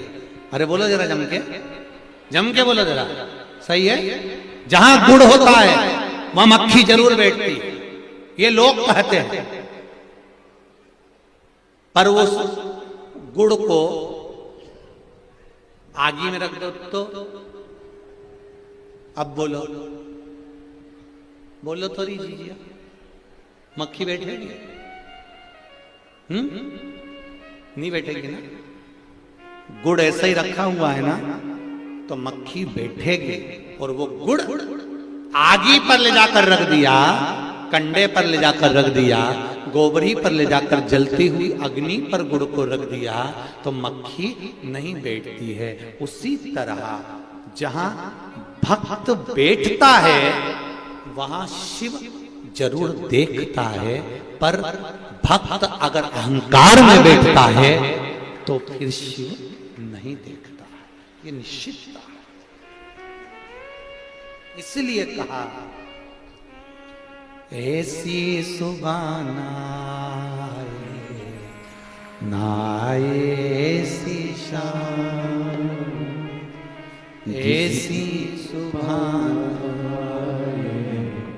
आए न ऐसी शाम, ऐसी सुबह न आए, आए न ऐसी शाम, ऐसी सुबह न आए, आए न ऐसी शाम, जिस दिन जुबां पे मेरी, जिस दिन जुबां पे मेरी आए न शिव का नाम, ऐसी सुबह न आए, आए न ऐसी शाम, ऐसी सुबह न आए, आए न ऐसी शाम, जिस दिन जुबां पे मेरी, जिस दिन जुबां पे मेरी आए न शिव का नाम, ऐसी सुबह न आए, आए न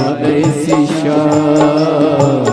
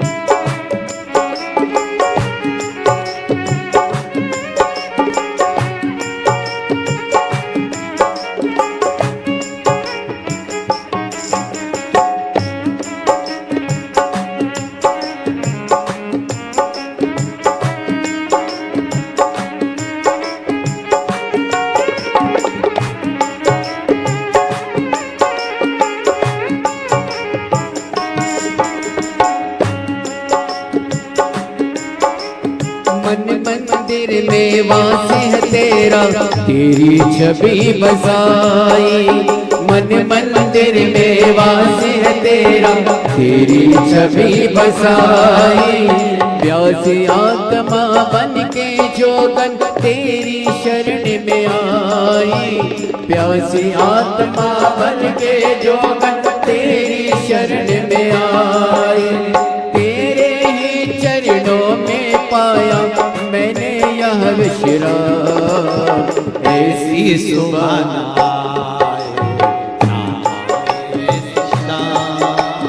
ऐसी सुबह आए ना ऐसी शाम, जिस दिन जुबां पे मेरी, जिस दिन जुबां पे मेरी आए न शिव का नाम, ऐसी सुबह न आए न शिव का नाम।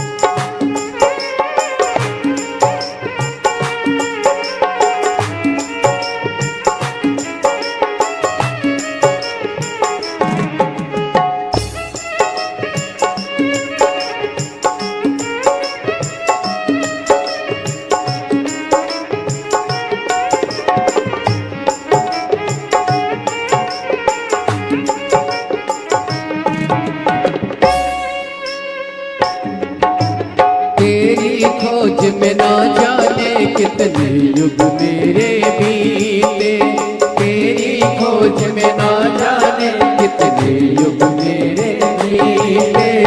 अंत काम क्रोध मद हारे, हे भोले तुम जीते, अंत काम क्रोध मद हारे, हे भोले तुम जीते। मुक्ति किया तूने प्रभु मुझको लाख लाख प्रणाम, ऐसी सुबह न आए, आए न ऐसी शाम, ऐसी सुबह न आए, आए न ऐसी शाम। जिस दिन जुबां पे मेरी, जिस दिन जुबां पे मेरी आए न शिव का नाम, ऐसी सुबह न आए, आए न शिव का नाम, ऐसी सुबह न आए, आए न शिव का नाम। जय हो।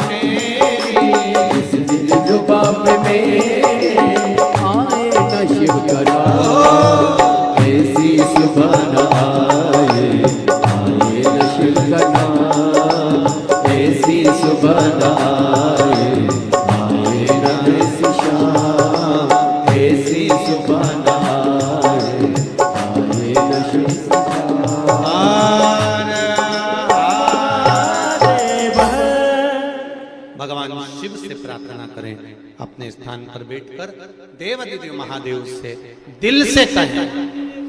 ये मौका मिला है आप लोगों को यहाँ बैठकर शंकर भगवान से व्यास गादी के सम्मुख में शिव महापुराण के साक्षी में देवाधिदेव महादेव से अपने दिल की बात करने का भाव से करें। श्री शिवा नमस्तु, श्री शिवा नमस्तु, श्री शिवा नमस्तु, श्री शिवा नमस्तु, श्री शिवा नमस्तु।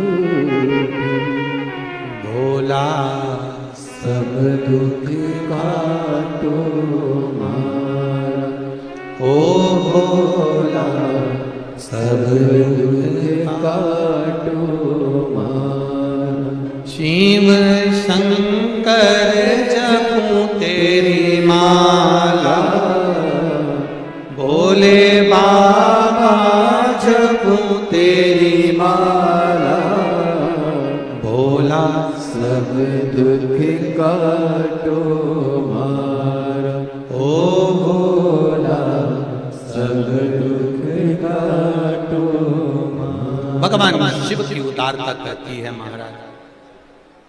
पशुपति व्रत की महत्वता कही। विदल और उत्पल इन दोनों असुरों का संहार माता पार्वती जी ने कुंदुक का प्रहार कर करा। शिव जी का नाम कुंदकेश्वर महादेव पड़ा। क्या नाम पड़ा? जम के बोलो जरा। कुंदकेश्वर महादेव। एक बात अच्छे से उतारिए अपने जीवन में इस बात को। डॉक्टर की औषधि लीजिए, डॉक्टर को दिखाइए, डॉक्टर के पास जरूर जाइए, पर जो डॉक्टर औषधि दे रहा है, दवाई दे रहा है, उस औषधि पर तुम्हारा विश्वास भी होना चाहिए, शिव जैसा विश्वास। एक पत्र आया है, देखिए।